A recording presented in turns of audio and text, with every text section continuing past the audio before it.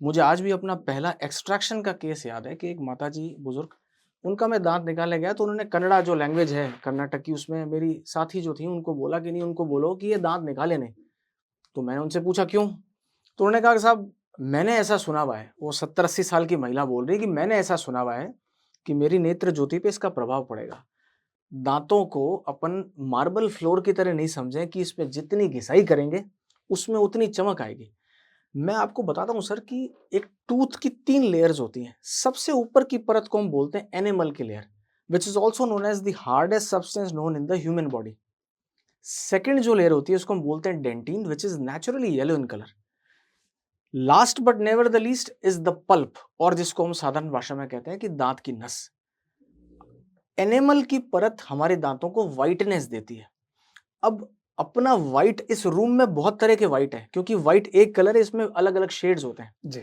तो होता क्या है कि लोग कंपैरिजन करते हैं कि साहब हमारे फलाने मित्र के तो इतने White है। सफेद दांत हैं, हमारे पीले। तो मैंने बहुत सारी चीजें सीखी कैसे फंक्शनिंग होती है इंडियन आर्मी की, क्योंकि आर्मी के साथ भी रहा, एयरफोर्स के साथ। दो बहुत ही अलग अलग ये स्कंद हैं, विंग्स हैं, सेगमेंट्स हैं डिफेंस के। दोनों का अपना एक अलग मेथोडोलॉजी है वर्किंग की, कुछ स्ट्रिक्ट प्रोटोकॉल्स है, दोनों का स्ट्रक्चर अलग अलग है। स्ट्रक्चर अलग अलग है, काम करने का तरीका तो टेक्निकलिटीज बहुत डिफरेंट है, डिमांड ऑफ द जॉब बहुत अलग है। तो it was actually a dream coming true for me. मैं ईश्वर को बहुत धन्यवाद देता हूँ कि मेरा इन दोनों ही ऑर्गेनाइजेशन से जुड़ा हुआ। और 2021 में हमने एक माइलस्टोन अचीव किया, जिसमें एक डॉग था जो थोड़ा सा प्लेफुल था, तो उसने कुछ हार्ड ऑब्जेक्ट पे बाइट किया। और डॉग्स जो होते हैं या कैट्स होती हैं या लायन होता है, ये जो कार्निवोरस होते हैं, इनके कैनाइन्स प्रोमिनेंट होते हैं जिससे ये अपने फूड को ग्रैब करते हैं। उस डॉग का एक कैनाइन टूट गया। तो वेटनरी सर्जरी में ऐसे पर्टिकुलर केस के लिए एक ही मोडेलिटी बचती है, वो है to knock it out surgically. तो उन्होंने पूछा क्या अपन इसका कुछ कर सकते हैं, रिपेयर कर सकते हैं? तो हमने उस डॉग की, ये बात कोई 14-15 फरवरी के आसपास की है, 2021 की। जी। स्मॉल एनिमल ऑपरेटरी में with the help of a team of veterinary surgeons, live हमने उस डॉग को ऑपरेट किया अंडर जनरल एनेस्थीसिया, कीटामीन के अंडर। और उसकी single visit root canal therapy और पोस्ट एंड कोर करके वो प्रोसीजर किया। वो एक बहुत ग्राउंड ब्रेकिंग और था, वो सक्सेसफुल रहा। बहुत सक्सेसफुल रहा। प्रारंभिक शिक्षा बीकानेर में करने के बाद मेडिकल की पढ़ाई साउथ इंडिया के एक शहर तुमकुर से की, जहां लोग थोड़ी सी पढ़ाई के बाद शहर से बाहर जाने का प्लान बना लेते हैं। वहीं इन्होंने बीकानेर की सेवा करने का निश्चय किया। बचपन में 3 सपने देखे और 2 सपने अलग अलग दूरी के होने के बाद भी उन्हें पूरे कर लिए। एक चिकित्सक के रूप में इंडियन आर्मी और वायुसेना में भी अपनी सेवाएं दी। बीकानेर में पहले डेंटल सर्जन जिन्होंने माइक्रोस्कोपी से दांतों का इलाज शुरू किया। ह्यूमंस के साथ साथ वेटनरी में भी माइक्रोस्कोपी से ट्रीटमेंट पर लगातार काम कर रहे हैं। आज हमारे साथ चर्चा के लिए उपस्थित है एक ऐसे व्यक्ति जिनका नाम और काम दोनों ही यूनिक है। आज के मेहमान हैं प्रशांति डेंटल केयर सेंटर के निदेशक ध्रुपद माथुर, जो कि माइक्रोस्कोपिक डेंटिस्ट्री में स्पेशलिस्ट हैं। तो आप हमारे साथ बने रहिए। नमस्कार, मैं Brijmohan Ramawat, talk with BMR में आपका स्वागत है।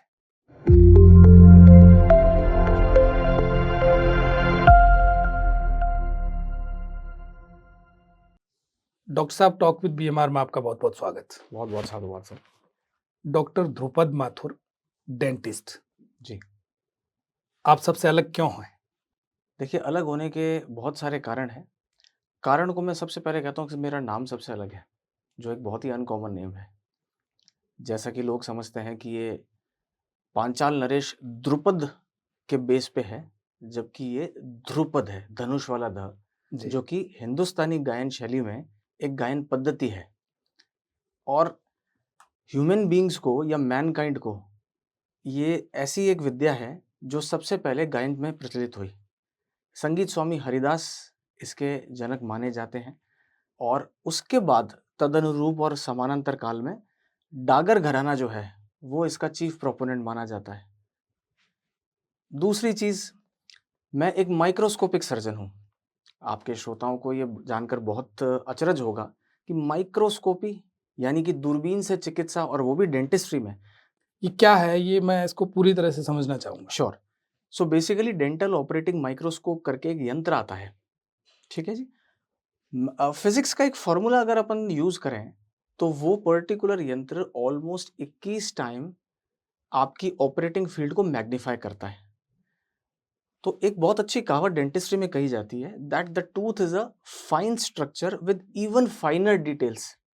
तो आप इस मैग्निफिकेशन को कैपिटलाइज करते हुए उन फाइनर डिटेल्स को और प्रॉब्लम्स को एड्रेस करते हैं। एक तो ये रीजन हो गया। जी। इससे क्या होता है, क्वालिटी ऑफ वर्क इंप्रूव होता है, आउटकम जो है ट्रीटमेंट का वो और प्रेडिक्टेबल बन जाता है। दूसरा रीजन अर्गोनॉमिक्स। अर्गोनॉमिक्स का हिंदी में अगर मैं आपको मीनिंग बताऊं तो जिस तरह से हम बैठ के काम करते हैं, आप देखिएगा कि मैक्सिमम डेंटल सर्जन्स को एक बहुत ही ऑकवर्ड और ऑब्सक्योर पोजीशन में काम करना पड़ता है। इसका सीधा इफेक्ट जो आता है उनकी गर्दन और बैक पे आता है। धीरे धीरे वो वियर एंड टियर होता है और आप देखिए कि 50s तक आते आते डेंटल सर्जन्स को बैक और नेक की प्रॉब्लम स्टार्ट हो जाती है। डेंटल ऑपरेटिंग माइक्रोस्कोप एक ऐसी विद्या है कि इसमें कुछ हम सर्टेन प्रोटोकॉल्स फॉलो करते हैं। इसमें कैसे बैठना है, पेशेंट को कैसे लेटाना है। 4 हैंडेड डेंटिस्ट्री और 6 हैंडेड डेंटिस्ट्री प्रैक्टिस करते हैं। 4 और 6 हैंडेड डेंटिस्ट से मेरा तात्पर्य है 2 हाथ मेरे जो एक साइड असिस्टेंट है वो, और एक और असिस्टेंट हम यूज करते हैं। तो मेरा कार्य रहेगा सामने माइक्रोस्कोप के आई पीस में देखना, पेशेंट नीचे लेटे हुए हैं, इनडायरेक्ट विजन में हम देख रहे हैं। जैसे आप सर्कस में देखते थे जी। कि वो जो निशाना लगाते हैं, एक छोटा सा कांच का प्रयोग करते हैं, गुब्बारा पीछे होता है, देख ऐसे करके और फिर अपन उसको निशाना लगाते हैं। इनडायरेक्ट व्यू में हम काम करते हैं उससे। तो हमारी गर्दन, हमारी बैक वो स्ट्रेट रहती है और हमें 21 टाइम्स आप इमेजिन करके देख सकते हैं टूथ कितना सा स्ट्रक्चर होता है, सब कुछ क्लियर दिखता है। तो उससे हम पेशेंट को बहुत अच्छा ट्रीटमेंट देने की वो कर सकते हैं। अच्छा, तो ये क्या हर डेंटिस्ट जो माइक्रोस्कोपी में काम कर सकता है? सब कर सकते हैं सर, इसका किसी प्रकार का कोई ऐसा नहीं है कि कोई करिकुलम है। आप बीडीएस लेवल पे भी आप कुछ कोर्सेज अपटेक कर सकते हैं। अगर आपने एमडीएस यानी कि पोस्ट ग्रेजुएशन किया है जी। तो भी कर सकते हैं। अच्छा, इसका कोर्स करना पड़ता है? इसका कोर्स करना पड़ता है, हम्म। आइडियली करना चाहिए। कई बार हम सोचते हैं कि हम देख के सीख लेंगे, तो ये फिर वैसी ही बात है कि क्या बाजार में मेडिकल की पुस्तकें मिलती है, उससे अपन काम नहीं सीख सकते। तो एक विधिवत शिक्षा और एक अच्छा गुरु परम आवश्यक है। बीकानेर में आपके जैसे कितने हैं? फिलहाल तो मैं ही हूँ सर अभी। अच्छा, एकमात्र? जी, पिछले 7 वर्षों से हम एक्सक्लूसिवली माइक्रोस्कोपिक प्रैक्टिस कर रहे हैं, जिसमें हमारा मेन फोकस जो है वो माइक्रोस्कोपिक रूट कैनाल थेरेपी पे है। आरसीटी के नाम से जो लोग ज़्यादातर समझते हैं। अच्छा, आपके पास खूब पेशेंट आते हैं और आपने खूब लोगों का इलाज किया है। आपको कभी लगा यदि मैं माइक्रोस्कोपी से ट्रीटमेंट नहीं करता तो इस पेशेंट का इलाज नहीं होता, ऐसा कोई है उदाहरण? सर अगर मैं एक पॉडकास्ट पे बैठ के अगर बहुत सच बोल रहा हूँ तो जी। ये है कि मुझे ऐसा लगता है कि अभी तक मैं क्या कर रहा था।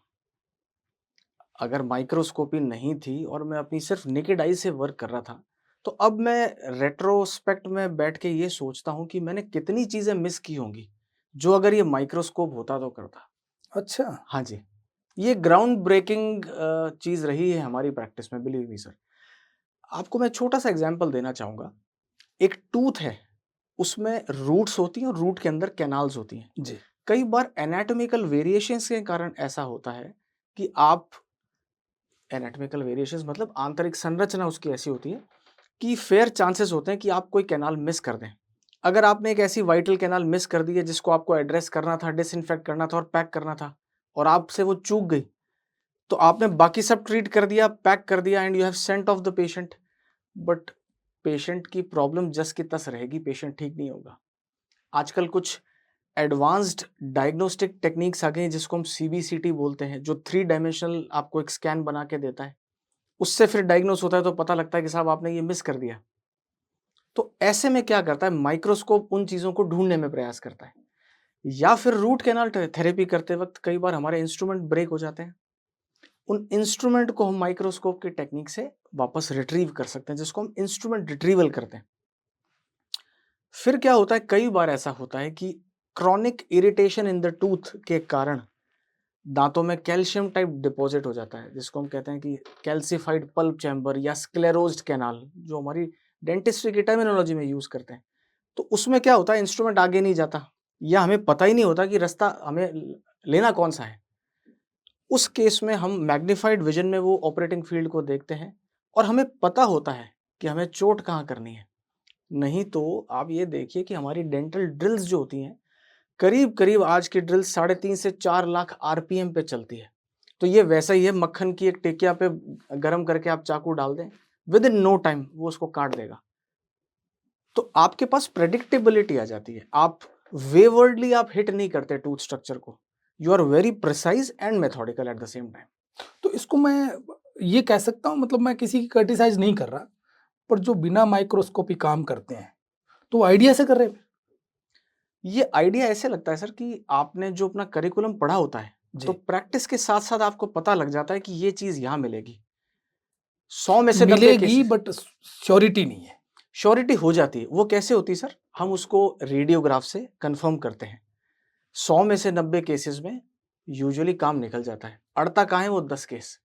और अगर आपने उन 10 केस को ट्रीट कर दिया, तो ये अंग्रेजी में एक टर्म का यूज़ करते हैं, वन अपमैनशिप, एक पायदान ऊपर। जी। तो आज के तारीख में यूजुअली हमारे पास जो मैक्सिमम प्रैक्टिस है, वो रेफर्ड पेशेंट्स की है। Patient referred from patients and patients referred from my respectable colleagues. 10% की जो आप बात कर रहे हो, ये भी तो फिगर बड़ा है।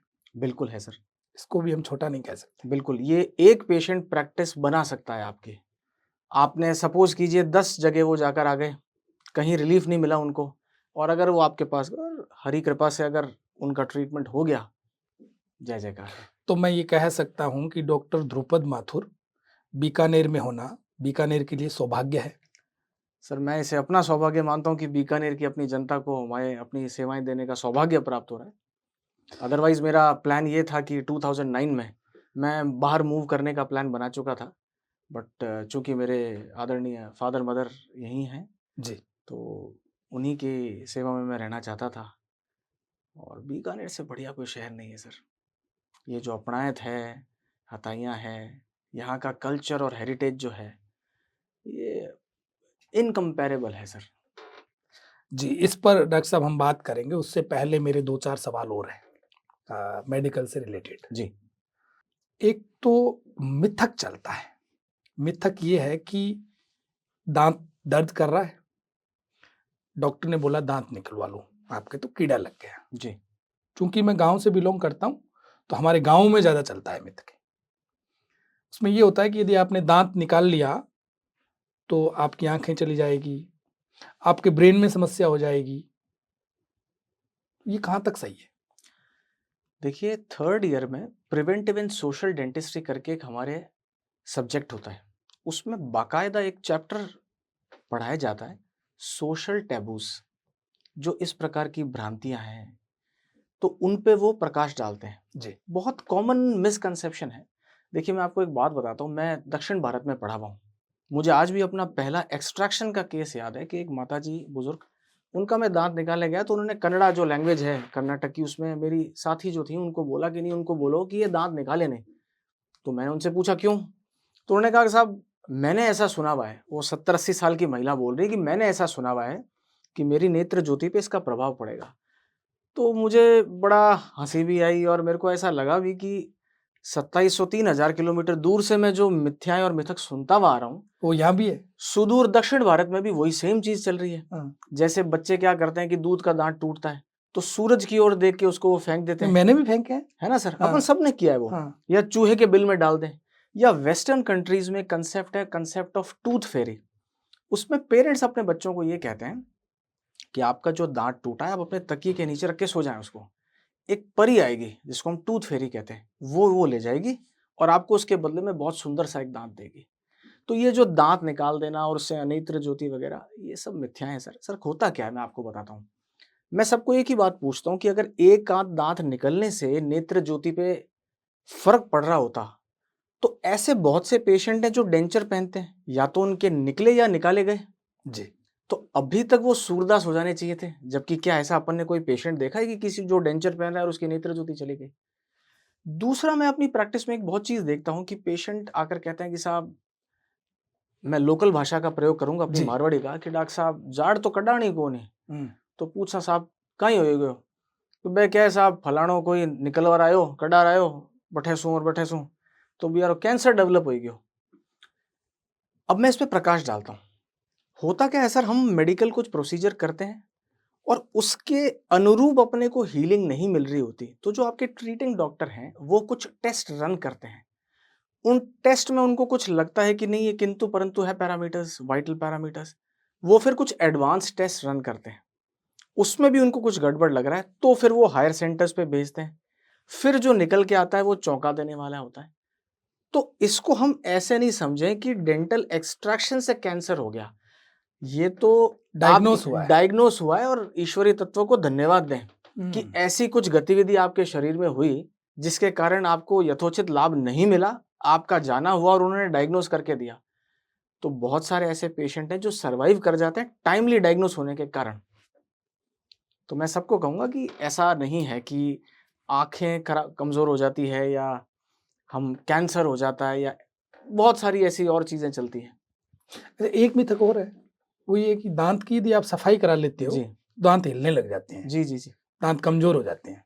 इसको भी मैं आपको थोड़ा सा डिटेल में बताता हूँ। जी। बेसिकली होता क्या है, अपन साधारण भाषा में इसको कहते हैं कौड़ी जमना।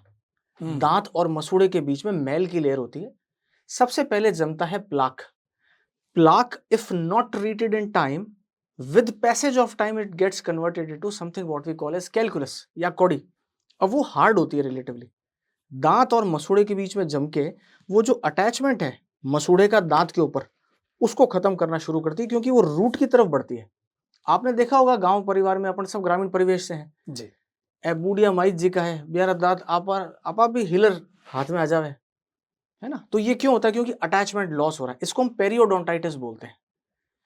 अब ये जो अपन सोचते हैं ना कि हम डेंटिस्ट के पास दांत साफ कराने गए, सफाई करी और ये हिलने लगे, अभी तक क्या था, आपके सब दांत एक दूसरे से बैसाखी से जुड़े हुए थे। और बैसाखी क्या थी? वो मैल की परत, कैल्शियम के डिपॉजिट। वो निकाल दिया। और जैसे ही उसको अपन ने निकाला क्लीन करने के लिए, दांत अपने आप में एक स्वयंभू टाइप एक स्ट्रक्चर हो गया जिसपे पास अब कोई सपोर्ट नहीं है, तो वो हिलने लग गए। तो इल्म क्या हुआ अपने को कि इधर तो अपन ने सफाई कराई और इधर ये दांत हिलने लग गए। तो ये सर्वथा अनुचित है। आप जरूर साफ सफाई करें। बीइंग अ डेंटल सर्जन, साल में एक बार मैं अपनी स्केलिंग कराता हूँ, जबकि मुझे कोई डेंटल इश्यूज नहीं है। अच्छा, साल में एक बार करते हो आप? मैं बिल्कुल अपना मेंटेन करता हूँ। एक राय मैं आपसे लूंगा जी कि मुझे कितने दिन में दांत साफ कराने चाहिए? सर, सबसे पहले तो आप अपने डेंटिस्ट के पास विजिट कीजिए। जी। अगर आपके प्लाक और कैलकुलस जैसी कोई संरचना पनप रही है ओरल कैविटी में, तब तो आपके डेंटल सर्जन आपको कंसल्ट करेंगे, आपको राय देंगे कि आप करवाइए। और ये भी आप देखिएगा कि ज्यादातर ना नीचे वाले दांतों में आगे की तरफ, जहां पर हमारी सलाइवरी ग्लैंड डक्ट की ओपनिंग होती है, जी। वहां ज्यादा जमता है। आपने देखा होगा लोगों को, लोग संघर्ष करते हैं साहब, इलायची खा रहे हैं, लौंग खा रहे हैं, बट प्राइम जो रीजन हम डेंटिस्ट्री में सबको बताते हैं, that is the presence of lot of calculus. ये जो कैलकुलस है, जो कौड़ी है, ये मसूड़ों की ओवरऑल हेल्थ को खराब करती है। मसूड़े फूलते हैं, सूजते हैं। आपने देखा होगा हल्का सा ब्रश का ब्रिसल लगा और रक्त आना शुरू हो गया, या फिर एप्पल पे बाइट किया तो जैसे ही वो छिड़ा और ब्लीड करने लगा। अंडरलाइन कई बार पेशेंट को हम कम से कम अपनी प्रैक्टिस में आज तक 25-30 मरीजों को बता चुके हैं आपको डायबिटीज और आपको हाइपरटेंशन है। तो सिम्टम ऐसा भी से। होता है सिम्टम से। जिस प्रकार की ब्लीडिंग हम ऑब्जर्व करते हैं, बीपी इंस्ट्रूमेंट पड़ा रहता है, देखते हैं ऊपर वाला 150 चल रहा है, नीचे 100। तो पहला जो रिफ्लेक्शन आता है वो ये है कि there is something what we call as a white coat BP, कि ये जो पूरा माहौल है इसको देख के अपनी धड़कन बढ़ जाती है कि साहब आज डॉक्टर का अपॉइंटमेंट है। बट अगर 1 घंटे के प्रोसीजर में आपने रिपीटेडली देखा करा है और आपको लगा है कि टुवर्ड्स हायर साइड है, तो we ask a respectable patient to visit their physician for further needful. और मैंने ऐसा देखा है कि मैक्सिमम केसेस में वो एस्टैब्लिश हो जाता है कि उनको हाइपरटेंशन है। तो एक शॉर्ट टर्म थेरेपी या long term therapy, now this is very subjective to the patient कि उनके फिजिशियन क्या उनको प्रेस्क्राइब कर रहे हैं, उस हिसाब से होता है। ये रूटीन चेकअप यदि नहीं कराते हैं तो इससे मसूड़े भी कमजोर होते हैं? बिल्कुल होते हैं sir, specially in the cases of diabetic patients, या फिर ऐसे किसी पेशेंट जो बहुत समय तक प्रॉपरली ब्रश नहीं कर पाया है। सर ये क्या है, जमता रहता है, जमता रहता है और टुवर्ड्स रूट ग्रो करता है, बैड स्मेल आती है, which puts us in a very socially awkward position, है ना। क्या होता है कि खुशबू तो फिर भी शायद लोग प्रशंसा कर देते हैं, बदबू के लिए एकदम से किसी को कोई रेडीली टोकता नहीं है। ये तो घर परिवार वाला कोई होगा या अपने नियर प्रॉक्सिमिटी में कोई बैठता होगा, वो बताएगा हमें। तो अगर किसी को मुख से दुर्गंध की प्रॉब्लम है, अब उसमें भी मैं आपको 2-3 कारण बताता हूँ। एक तो सबसे पहले ये आ गया कि कैलकुलस और प्लाक का डिपोजिशन। दूसरा, जिनका नेजल पैसेज ब्लॉक्ड रहता है उनके साथ ये इश्यूज आते हैं। डायबिटिक इंडिविजुअल्स में, या कोई ऐसी पर्टिकुलर ड्रग थेरेपी पे है, या सल्फर कंटेनिंग कंपाउंड जैसे लहसुन वगैरह वो ज्यादा खाते हैं, टंग क्लीन नहीं करते, मल्टीपल कैविटीज हैं जिनमें खाना फंस रहा है, रिपीटेड टॉन्सिलाइटिस, क्योंकि पैलेटाइन स्टोन्स करके एक संरचना होती है, टॉन्सिलर स्टोन्स, वो भी होते हैं। वो क्या होता है, nothing but the aggregate of bacterial colonies, तो वो भी स्मेल करते हैं। क्रोनिक साइनोसाइटिस के पेशेंट्स में हमने देखा है कि ये प्रॉब्लम आती है। आपने कभी एक टर्म यूज की कि प्रॉपर ब्रश नहीं करता। जी, ये प्रॉपर ब्रश का तरीका आप बताओ। सबसे पहली जो भ्रांति है, हम देखते हैं कि ज्यादातर फैमिलीज क्या करती हैं, in order to clean their teeth in an even better manner, वो हार्ड ब्रिसल्ड ब्रश लाती है, which is a complete no. हमेशा मीडियम ब्रिसल्ड टूथ ब्रश ही लाइए, और कृपया दांतों को अपन मार्बल फ्लोर की तरह नहीं समझें कि इसमें जितनी घिसाई करेंगे उसमें उतनी चमक आएगी। मैं आपको बताता हूं सर कि एक टूथ की 3 लेयर्स होती हैं। सबसे ऊपर की परत को हम बोलते हैं एनिमल की layer, which is also known as the hardest substance known in the human body. Second जो लेयर होती है उसको हम बोलते हैं dentin, which is naturally yellow in colour. Last but never the least is the pulp, और जिसको हम साधारण भाषा में कहते हैं कि दांत की नस। एनिमल की परत हमारे दांतों को व्हाइटनेस देती है। अब अपना व्हाइट, इस रूम में बहुत तरह के व्हाइट है, क्योंकि व्हाइट एक कलर है, इसमें अलग अलग शेड्स होते हैं जी।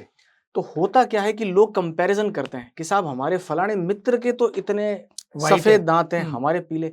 बट मैं उनको कहता हूं कि ये बहुत सारे फैक्टर्स पे डिपेंड करता है। जिनका कॉम्प्लेक्शन बहुत फेयर है उनको उनके दांत ज्यादातर पीले लगेंगे, क्योंकि ये एक सब्जेक्टिव एंटिटी हो गई कि वो कंपैरेटिव मोड में देख रहे हैं इस चीज को। तो मैं सबको ये कहता हूं कि जितना ज्यादा ब्रश करेंगे, आप रगड़ेंगे, आपकी second layer which is naturally yellow in colour, जिस डेंटिन की अपन बात कर रहे हैं, वो एक्सपोज होने लगेगा।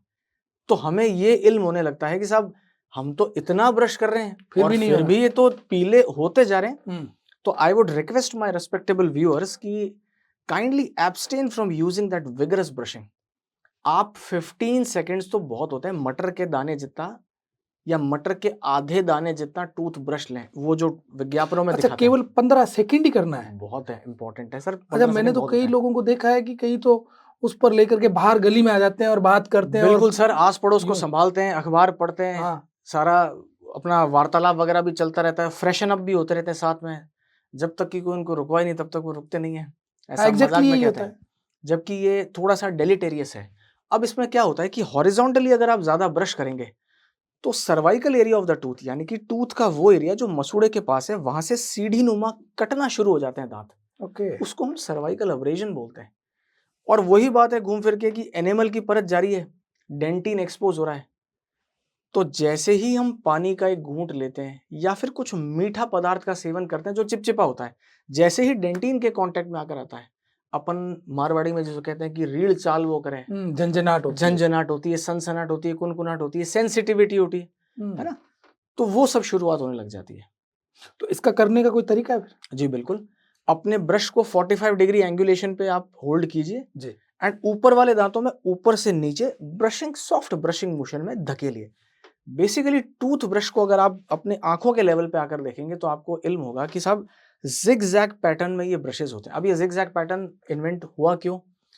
ब्रश का बेसिक जो फंडामेंटल है वो ये है कि दो दांतों के बीच की सतह में जो फंसा हुआ है उसको एंगेज करके डिसएंगेज करें। अपन क्या करते हैं, उसको बर्निश करते हैं, ऐसे करते हैं। तो उसमें ये वाली चीज तो जा नहीं रही। अपने को अन्न कणों को बाहर निकालना है और अपन तो रगड़ना शुरू कर रहे हैं। तो ये रगड़िए मत। ऊपर वाले दांतों में ऊपर से नीचे, नीचे वाले दांतों में नीचे से ऊपर, हल्के हल्के स्ट्रोक्स दीजिए। 15 seconds is more than enough sir.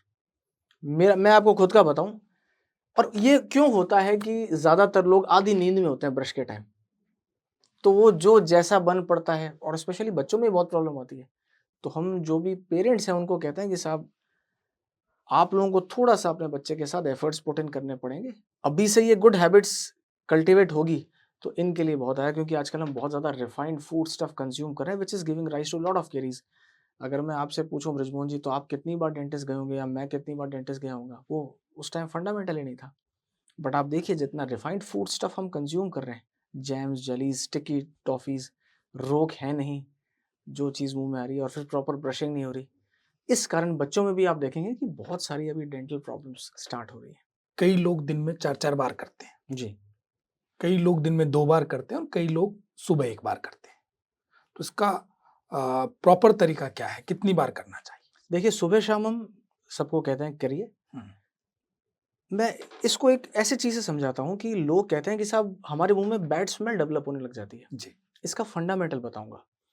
आप और मैं यहाँ पॉडकास्ट पे बैठे हैं, हम अगर 10-15 मिनट भी बिना बात किए हुए बैठेंगे तो सलाइवरी फ्लो थोड़ा सा कम हो जाएगा हमारी ओरल कैविटी में। सलाइवा बफर का काम करता है, तो जब ये नहीं होगा बैक्टीरियल ग्रोथ बढ़ने लग जाएगी। मैं सबको ऐसे समझाता हूँ, रात को 3 बजे भी आप ब्रश करके सोएं और वापस सुबह जल्दी 5 बजे उठ जाएं। 2 घंटे के गैप में भी आपको मुंह से so called bad smell start हो जाएगी। ये बैक्टीरिया के कारण होता है। तो मैं कई बार कुछ पेशेंट्स को जिनका ऐसा जॉब है जो इंटरपर्सनल जो टॉक्स पे होता है या क्लोज प्रॉक्सिमिटी में जिनका काम होता है, हम उनको कहते हैं कि च्युइंग गम, आजकल हैप्पीडेंट, ऑर्बिट, प्रोटेक्स और नाना प्रकार की च्युइंग गम्स आई हैं जिसमें ज़ाइलेटॉल करके एक सब्सटेंस होता है। तो वो मुंह में रखें, हल्का सा च्यू करें। जैसे ही उसको च्यू करना स्टार्ट करेंगे सलाइवरी ग्लैंड्स एक्टिवेट हो जाएंगे आपके, और जैसे ही सलाइवा मोशन में आएगा तो वो आपकी मुंह की स्मेल को बिल्कुल खत्म ठीक कर कर देगा। कई लोग बहुत सेंसिटिव होते हैं कि उन्होंने कोई भी चीज़ खाई, हल्का सा, जैसे अपन सैलेड्स में प्याज का प्रयोग करते हैं, हल्का सा प्याज खाया, उनको लगा कि नहीं थोड़ा सा वैसा स्मेल टाइप है, तो वो जाकर फटाफट ब्रश कर लेंगे। एक्सेसिव ब्रशिंग से एब्सटेन कीजिए। सुबह शाम हो रहा है, that is more than enough. Sticky food substance खाएं तो डेफिनेटली उसको क्लीन जरूर करें। डॉक्टर साहब एक चीज़ और चलती है, वो ये कि डेंटिस्ट महँगा बहुत होता है। जी। तो हर कोई जाने से एक तो भय है ही, डरता है पहले कि इससे ये हो जाएगा, वो हो जाएगा, वो तो अब हम लोगों ने बात कर ली। दूसरा ये भी है कि ये महँगा बहुत है तो उस चक्कर में भी लोग डेंटिस्ट के पास नहीं जाते। देखिए मैं 5 मिनट लूंगा इस पे और इसको थोड़ा सा फिलोसफिकल पॉइंट ऑफ व्यू से एक्सप्लेन करने की कोशिश करूंगा। जी। ह्यूमन बींग्स या जिस टाइप के अपन सोशल फैब्रिक में रहते हैं, 2 टाइप के एक्सपेंडिचर्स होते हैं। एक होता है विलफुल एक्सपेंडिचर और एक होता है अनविलिंग एक्सपेंडिचर। तो मेडिकल सबसे पहले अनविलिंग एक्सपेंडिचर में आता है, इसलिए डॉक्टर की फी, टेस्ट, मेडिसिन से लेकर आगे तक का प्रोसीजर हमें पिंच करता है। क्या आपने किसी को किसी बहुत ही फेवरेट हॉलीडे डेस्टिनेशन पे जाने के बाद क्रिब यानी कि ऐसे करते हुए देखा है? कभी नहीं। देखिए ये एक रिलेटिव टर्म है, महंगा और सस्ता। इससे महंगा ये, उससे महंगा वो। जैसे अपन जानते हैं, अपन बीकानेर में है, न्यूदीप ट्रेवल्स, मैं स्पेशली नाम लेकर कहता हूँ, जी। जहाँ से जयपुर जाने की ट्रेन के अलावा बस सर्विसेज में सबसे बेस्ट है। किराया भी उनका काफ़ी अच्छा है, बट वो क्या दे रहे हैं? वैल्यू दे रहे हैं, सर्विसेज दे रहे हैं। तो प्राइवेटाइजेशन सर्विस प्रोवाइडिंग इंडस्ट्री है। तो आप जैसी सर्विस अवेल करना चाहेंगे, देखिए मैं सबको एक ट्रायंगल बना के बताता हूँ कि उस ट्रायंगल के बेस में मटेरियल और टाइम है। मटेरियल यूज्ड, टाइम डिवोटेड, और इस ट्रायंगल के सबसे ऊपर आती है स्किल, जो कि सबसे इंपॉर्टेंट है। स्किल हमेशा एक्वायर्ड होती है। आप जितने भी स्किलफुल पर्सन के पास जाएंगे, मैं कहता हूं आप डेंटिस्ट्री छोड़ें साहब, आप एक पार्ले जी बिस्किट, अपन बिस्किट की बात करें, पार्ले जी भी एक बिस्किट है, बॉर्बन भी एक बिस्किट है, और शायद इससे ऊपर भी जाते होंगे। ये मैंने नाम इसलिए लिया क्योंकि साधारण जनमानस में ये चलते हैं। जी। तो अपने को अगर चाहिए बॉर्बन, तो अपन ये नहीं देखेंगे कि साहब पार्ले जी तो 5 रुपए में आता है तो ये भी आना चाहिए। दूसरी चीज क्या होती है कि आपकी ऑपरेटरी डिजाइन क्या है, किस लेवल का ट्रीटमेंट आपको मिल रहा है, वो बहुत इंपॉर्टेंट है। डॉक्टर की स्किल सबसे इंपॉर्टेंट है, जिसकी वजह से आप डॉक्टर के पास जाते हैं। तो मैं सबको ये कहता हूं कि आप अच्छा डॉक्टर ढूंढते हुए जाइए, सस्ता डॉक्टर या सस्ता इलाज के चक्कर में मत जाइए, क्योंकि कई बार हम ऐसा देखते हैं कि कई बार पेशेंट उस ट्रैप में फंस जाते हैं, बट फाइनली फिर जब आना ही पड़ता है तो हम पेशेंट को मजाक में उनका मूड पेपअप करने के लिए कहते हैं कि साहब अब तो 2-2 बार आपको भोग लगाना पड़ रहा है। तो इस प्रकार की चीज से बचें। डेंटल ट्रीटमेंट एक्सपेंसिव नहीं है जी, डेंटल नेग्लेक्ट एक्सपेंसिव हो जाती है। अपन देखते हैं कि छोटी सी कैविटी है, खाना फंसने लगा है, बट हम चलाते रहते हैं उसको अनटिल दैट डे कि एक दिन अपन जो शब्द का प्रयोग करते हैं कि बछीड़ बोलता है। एक दिन हम जागरण कर लेते हैं रात को, उसके बाद कहते हैं कि साहब अब तो डॉक्टर साहब के पास चलो। तब तक पड़ोस की दुकान वाला, दवाई वाला भैया एग्जॉस्ट हो चुका होता है, आस पड़ोस के हमारे मित्रगण, हमारे रिश्तेदार जो हमें तरह तरह की कहते हैं कि साहब नीम और कपूर को घोट के लगा लो, लौंग का फूहा लगा लो, ये करा लो, वो करा लो। So dentistry is not expensive, the neglect is. ये चीज रहती है सर। एक कॉमन चर्चा ये भी होती है कि दांत हिल रहा है, डॉक्टर के पास जाओगे तो डॉक्टर को तो अपना बिल बनाना होता है, दांत निकाल देगा, उसमें 50 तरह के इंस्ट्रूमेंट काम में लेंगे और बड़ा बिल बना देंगे। इसकी बजाय आज आपने कई लोगों को देखा होगा कि ठेले वाले डॉक्टर जो वो एक जमूरा रखते हैं, सीधा निकाला, काम खत्म। देखिए ये वही बात है कि उन जम्बूरे वालों के पास कॉम्प्लिकेशंस का इलाज नहीं होगा। और जम्बूरे वाले क्यों सर? मैं तो सबको कहता हूँ, किसी ने मेरे से प्रश्न किया था, तो मैंने ये कहा था कि जम्बूरे की भी जरूरत नहीं है। You can give a नेस्टी blow on somebody's face and can knock the tooth out. उसके लिए तो आपको वो भी जरूरत नहीं पड़ेगी। बट ये चिकित्सा पद्धति नहीं। आपने देखा होगा कि एक जालंधर बंद करके एक आयुर्वेद में या पंजाब से कुछ ऐसे कैंप्स लगते हैं जहां पर वो सिर को पकड़ के बहुत जोर से हिलाते हैं और फिर वो अपना कुछ इंस्ट्रूमेंट लेकर उसको एक्सट्रैक्ट कर देते हैं। देखिए सर क्या होता है कि टूथ के भी मोबिलिटी के ग्रेड है, कितना हिल रहा है। जी। गांव में या अपन देखते हैं कई बार कि ऐसे पकड़ के यूं करा और बाहर आ गया। When it comes to extracting a firm tooth, वहां स्किल्स की आवश्यकता होती है। और वही बात है सर, रोड साइड पे सब हो रहा होता तो फिर ना हम पीएमटी में क्लियर करते, ना किसी मेडिकल कॉलेज में पढ़ते, फिर एक झोला और वो ना माइक्रोस्कोपी ना माइक्रोस्कोपिक जो हम आज सबसे एडवांस टेक्निक की बात कर रहे हैं वो नहीं करते। जब कॉम्प्लिकेशन होता है सर तब पेशेंट्स को थोड़ा सा आइडिया लगता है कि उनसे ये बहुत बड़ी गलती हो गई है। Sterilisation is very important sir. अपने सेंटर में मैं विदाउट फेल सुबह दोपहर शाम 3 साइकिल कम से कम 20-20 मिनट की 130-140 डिग्री सेंटीग्रेड पे ये स्टेरिलाइजेशन कंप्लीट इंस्ट्रूमेंट्स का करवाता हूँ। तो मैं थोड़ा सा आश्वस्त होता हूँ। बाकी तो हरी इच्छा प्रबल है, किसी में कुछ ऊंच नीच होनी होगी तो वो अपन कोई रोक नहीं पाएंगे। बट मैं सबको ये कहता हूँ कि अपन अपने किसी घर जाते हैं, क्या आप हमें जूठे ग्लास में पानी पिलाते हैं? नहीं। तो सब कुछ स्टेरिलाइज होता, उसके बाद काम करने का आनंद जो है वो बड़ी अलग अनुभूति है। मैं ऐसे कुछ एक दो केसेस के एग्जांपल जानना चाहूंगा जी जिनको करके आपको सुकून मिला हो, जी या आपको यूं लगा हो कि ये माइक्रोस्कोपी है तो मैं इनको सफल कर पाया हूं। जी जी जी सर, ऐसे बहुत सारे केसेस हैं। ईश्वर की असीम अनुकंपा मानता हूँ जी। कि ऐसे केसेस में काफ़ी अच्छा श्रेय मिला। और श्रेय के अलावा मैं यूँ मानता हूँ कि जिस टारगेट को लेकर हम चल रहे हैं, to popularise this advance technique in my own city, तो उसमें हमें बहुत अच्छा मिला। मैं आपको एक छोटा सा करता हूँ। अपने बीकानेर के एक बहुत ही गणमान्य व्यक्ति हैं, उनकी बिटिया का एक केस था। जी। और नाम, चूंकि हम सोशल प्लेटफॉर्म पे हैं, से नाम नहीं लेंगे। कोई बात और वो भी मीडिया में, जगत में एक जानी मानी हस्ती हैं। बिटिया का ट्रीटमेंट कहीं चल रहा था, रूट कैनाल थेरेपी चल रही थी। साइक्लिक फैटिग और टॉर्शनल फोर्सेस के कारण कई बार जो इंस्ट्रूमेंट अंदर क्लीन करने जाता है वो फ्रैक्चर हो जाता है और वहीं छूट जाता है। अगर इनिशियली ही ब्रेक हो गया है तो दूसरे इंस्ट्रूमेंट जा नहीं पाएंगे और जो अपने को सफाई करनी है उसमें, यानी कि जो क्लीनिंग शेपिंग करनी है अपने को, वो हो नहीं पाएगी। अब ऐसा ही कुछ केस था।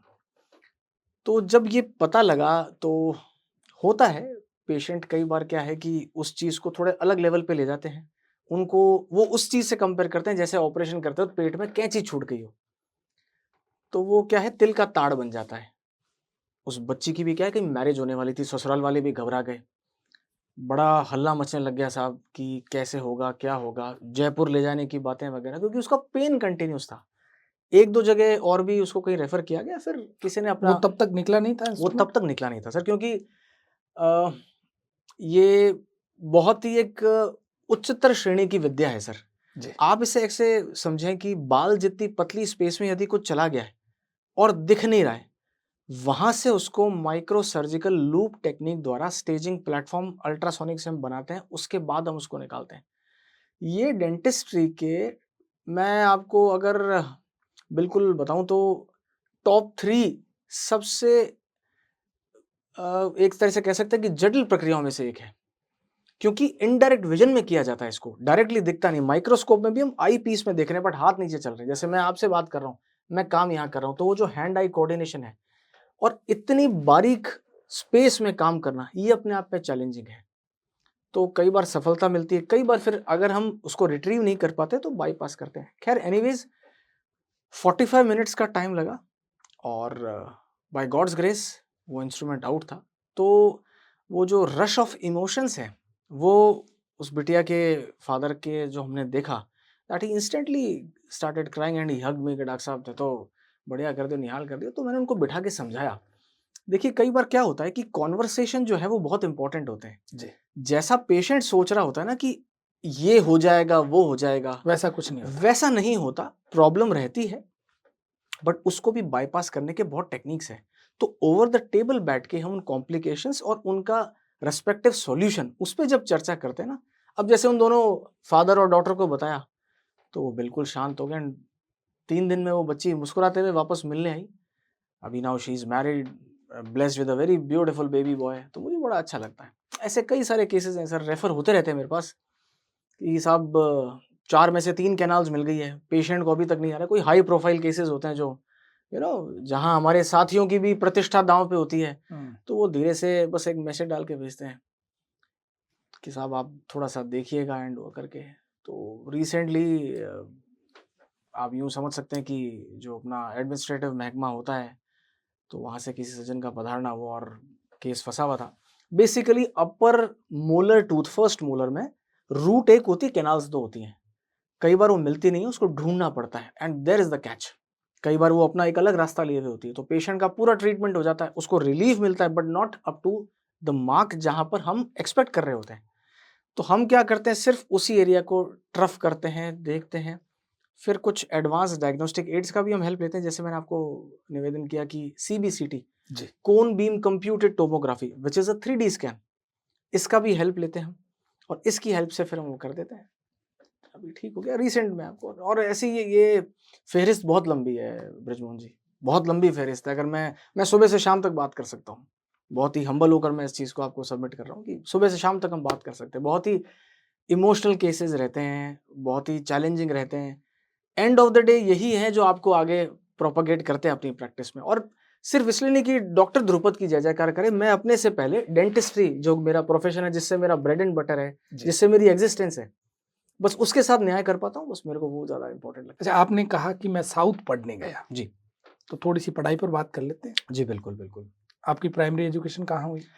मेरी प्राइमरी एजुकेशन नर्सरी से लेकर 3rd स्टैंडर्ड तक सोफिया हाई स्कूल। मैं सबको बताना चाहूँगा कि उस टाइम में ये Sophia high school, because it used to be a coed school, तो मैं उसके सेकंड लास्ट बैच से हूँ।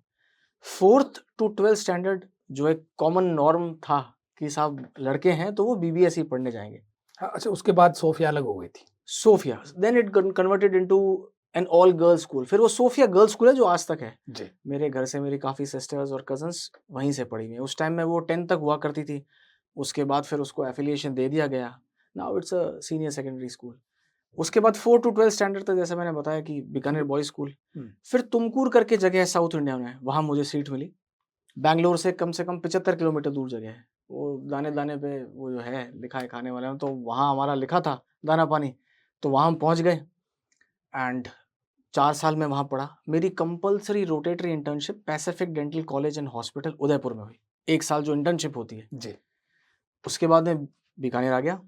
बीकानेर आने के बाद मुझे इंडियन आर्मी के साथ काम करने का सौभाग्य मिला, जो मेरी लाइफ का टर्निंग पॉइंट था। आपने काम किया इंडियन जी, जी। I was a civil dental officer के पद पे मैं था बीकानेर में। 324 फील्ड एम्बुलेंस बोलते हैं।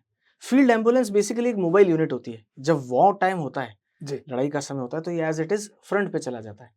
तो इस पूरे महकमे को हम 24 इन्फेंट्री डिवीजन बोलते हैं। उसके अंदर 324 फील्ड एम्बुलेंस जो एक यूनिट का नाम होता है, मैं उसके साथ एसोसिएटेड था। साल डेढ़ साल बहुत अच्छा टेन्योर रहा। उसके बाद मेरा जो काम करने का एक्सपीरियंस था, वो भारतीय वायुसेना के 46वें स्कंद, जिसको हम 46 wing of Indian air force station नाल, वहाँ के SMC स्टेशन मेडिकेयर सेंटर के डेंटल यूनिट में मैं एकमात्र डेंटिस्ट था। करीब करीब 8 साढ़े 8 साल मैंने अपनी सेवाएं वहाँ दी है। ये मेरा चाइल्डहुड ड्रीम था ब्रजमोहन जी कि मैं डिफेंस के साथ एसोसिएटेड हूँ। मैंने टीए में जाने का भी ट्राई किया। फिर मुझे ऐसा लगा कि मुझे जाना चाहिए, बट हमारी यूनिवर्सिटी में ना हमें मार्क्स लाने पड़ते हैं। कई बार यूनिवर्सिटीज़ में बहुत अच्छे परसेंटेज दे दिए जाते थे। तो हमारे टाइम क्या होता था कि क्लोज टू 65% एंड अबव, जबकि मैं अपने कॉलेज के टॉपर्स में से था, तब भी वो परसेंटेज का बार था, तो मैं आर्मी डेंटल कोर नहीं जॉइन कर पाया, तो उसकी खलिश मुझे हमेशा हुआ करती थी।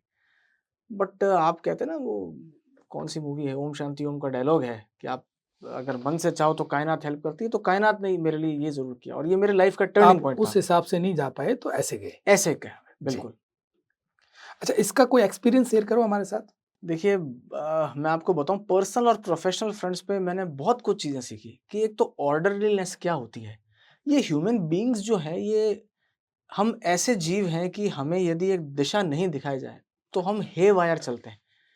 तो सबसे इम्पोर्टेंट क्या रहता है कि जो अपन एक लबादा उड़ाते हैं डिसिप्लिन का, वो बहुत ज़रूरी होता है काम संपूर्ण करवाने के लिए। और जितनी जटिल काम होगा, जैसे एयरफोर्स है, एयरफोर्स में हम एक जीवित व्यक्ति को एक मशीन के साथ ऊपर भेजते हैं, तो चेक कैसे होता है वहाँ पर कि हमारे एक डॉक्टर साहब यूनिट के, वो उस क्वाड्रन में जाते हैं, पूरा उनके वाइटल पैरामीटर्स चेक करते हैं, अगर वो फिट हैं और उनका जहाज़ फिट है, उस एक जहाज़ को रिपेयर करने के लिए, उन 10-12 जहाज़ों को ऑपरेट करने के लिए पूरा एक एयरफोर्स स्टेशन बनता है, जिसको हम कहते हैं स्क्वाड्रन होती है। जी। तो सारे टेस्ट होते हैं, सारे चेक होते हैं, सब कुछ परफेक्ट होने के बाद ही उड़ान भरते हैं। उड़ान भरते हैं। तो उनको हवा में भेजना और वापस उतारना, ये उस पूरे महकमे की जिम्मेदारी है। एक बहुत अच्छा मजाक में एयरफोर्स में बात चलती है, take offs are optional but the landings are mandatory. ऊपर जाना ऑप्शनल है बट लैंड कराना वो मैंडेटरी है। तो मैंने बहुत सारी चीजें सीखी, कैसे ही फंक्शनिंग होती है इंडियन आर्मी की, क्योंकि आर्मी के साथ भी रहा, एयरफोर्स के साथ, दो बहुत ही अलग अलग ये स्कंद हैं, विंग्स हैं, सेगमेंट्स हैं डिफेंस के। दोनों का अपना एक अलग मेथोडोलॉजी है वर्किंग की, कुछ स्ट्रिक्ट प्रोटोकॉल्स है, दोनों का स्ट्रक्चर अलग अलग है। स्ट्रक्चर अलग अलग है, काम करने का तरीका, तो टेक्निकलिटीज बहुत डिफरेंट है, डिमांड ऑफ द जॉब बहुत अलग है। तो it was actually a dream coming true for me. मैं ईश्वर को बहुत धन्यवाद देता हूँ कि मेरा इन दोनों ही ऑर्गेनाइजेशन से जुड़ा हुआ। और फिर बालाकोट जब एयर स्ट्राइक हुई थी, द फेबल्ड जी। बालाकोट एयर स्ट्राइक, तो मैं उस टाइम वहीं था, तो वो जो, अच्छा, आप वहां थे? हाँ जी, मैं एयरफोर्स स्टेशन में ही था। इनफैक्ट द नेक्स्ट डे जब ऐसा हुआ था, तो वो मंजर जो है कि जब ये वॉर टाइम, जब ऐसी सिचुएशन क्रिएट होती है, तब क्या होता है, कैसे पूरे सिस्टम को बिल्कुल अलर्ट पे रखा जाता है और छोटी से छोटी चीज़ का क्या ध्यान रखा जाता है वहाँ पर। तो वो मुझे एक जानने का मौका मिला, जो अभी तक हम सुनते रहते हैं कि 71 या कारगिल में 99, हम भी वो स्कूल किड्स, राइट? और ये आपने देखा? और ये फिर हमने वो हाई अलर्ट पे जब फोर्सेस को देखा, इनफैक्ट पहले भी ऐसा हो चुका है कि नहीं, होना 2000, और एक सीधा देखना। हाँ 2000 में पार्लियामेंट अटैक हुआ था, तब भी ऐसा कुछ हुआ था। और बट अभी जो मेरे पूरा जो जिसमें जहाँ मैं जाता था एसएमसी में, उसके चारों तरफ जो मैं देखता था, तो वो बड़ा रोमांचक टाइप का वो था। तो बहुत अच्छा एक्सपीरियंस रहा, बहुत कुछ सीखने को मिला उन लोगों से जो मेन इन यूनिफॉर्म है। I would say that I have got an opportunity to rub my shoulders against the best of men and women. आपका बचपन से यही सपना था कि मुझे डॉक्टर बनना है? सर, बचपन में कोई सपना नहीं था एक्चुअली। मैं आपको बताऊं, कोई आईएएस से मिले तो आईएएस की तरफ है, कभी किसी बाबाओं को हिमालय की ओर जाते हुए देखा तो ये हो गया कि नहीं साहब, ये तो सर्वोच्च है और मन बहुत हिमालय में बढ़िया जाने है। का हुआ? बहुत है, और आज भी मैं रात को यही करता हूँ सर, 10-12 बजे के बाद जब अपनी डोमेस्टिक कमिटमेंट से फुलफिल हो जाता हूँ, तब इसी प्रकार के योगियों के बारे में जानना, ये जो ऑकल्ट साइंसेज है, ईसोटेरिक साइंसेज है, थियोसॉफी है, स्पिरिचुअलिटी है। स्पिरिचुअलिटी एक बहुत बड़ा अम्ब्रेला है, इसके अंदर कई सारी चीज़ें आती है, ऑफशूट होती हैं, तो उनके बारे में जानना करना, बहुत सारे शौक हैं और शौक बदलते रहते हैं। बट हाँ जी, मैं अगर आपको कहूँ तो या तो डिफेंस में जाना था, आईएएस बनना था, या डॉक्टर बनना था। तो मैं एस्ट्रोलॉजी की अगर बात करूँ तो किसी सज्जन ने बहुत समय पहले मेरे फादर साहब को ये बात बोल दी थी कि साहब, आपके जो सुपुत्र हैं वो ब्लड और इंस्ट्रूमेंट से रिलेटेड किसी हैंड्स ऑन मोडालिटी में ही जाएंगे और ये डॉक्टर बनेंगे, आईएएस आरएएस बनेंगे। इसके अलावा तीसरे इनके कोई योग नहीं है बनने का। और भी कुछ बहुत अच्छी बातें उन्होंने प्रेडिक्ट की है। मैं आशा करता हूँ और प्रार्थना करता हूँ कि वो फलीभूत हो, जो भी उनका कहा है, सरस्वती उनकी जुबान पे विराजमान हमारी रहे। शुभकामनाएं आपके थैंक यू, साथ है। Thank you, thank you.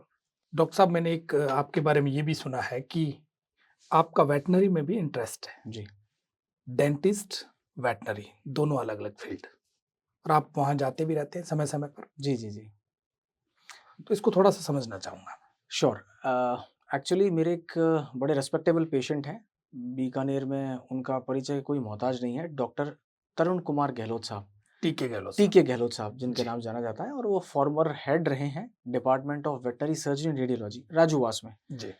तो उनका पधारना हुआ, उनका ट्रीटमेंट चल रहा था, और हमारी प्रैक्टिस में कस्टमरी है, ऐसा हमने बना रखा है कि after the treatment is over हम कंप्लीट जो ट्रीटमेंट करते हैं उसको एक 40-50 इंचेस बड़ी स्क्रीन पे डिस्प्ले करते हैं, और हम पेशेंट को बताते हैं कि यहाँ से यात्रा शुरू हुई थी और ये समाप्त हुई है। तो उनको जान के बड़ा अच्छा लगा, और उन्होंने हमसे पूछा कि क्या अपन ऐसी कोई चीज़ वेटनरी में भी कर सकते हैं, क्योंकि दांत तो उनके भी होते हैं। तो मैंने कहा ज़रूर सर, चाहेंगे तो कर लेंगे। हालांकि मेडिकल जो हमारा या डेंटल फ्रेटर्निटी है, उसमें वेटनरी डेंटिस्ट्री नाम से कुछ पढ़ा ही नहीं जाता। तो अब मेरा इंटरेस्ट शुरू से ऐसी कुछ कुछ चीज़ों में रहा है, तो वहाँ गए, सब कुछ सेटिंग बैठी। तो दिल्ली की एक कंपनी है जिसका इंडिया में बड़ा नाम है, लैबोमेट कॉर्पोरेशन, उससे हमने नई नई करते ही 5-7 माइक्रोस्कोप्स मंगवाए, नई नई करते ही 35-40 लाख का हमने माइक्रोस्कोप्स मंगवाए, और उसमें हमने 2 दिन का एक प्रोग्राम किया। वो हमारा फर्स्ट प्रोग्राम था, एक इंट्रोडक्टरी प्रोग्राम था, जिसमें हमने interns, PG scholars, PhDs, staff members, उनको एक झलक दिखाई कि ये माइक्रोस्कोपी होती क्या है। कुछ हमने एक्सट्रैक्टेड मैंडिबल, यानी कि एक्सट्रैक्टेड जो जॉज होते हैं डिसीज्ड एनिमल्स के, उनको भी मंगवाया, उस पे लाइव हमने प्रोसीजर्स किए।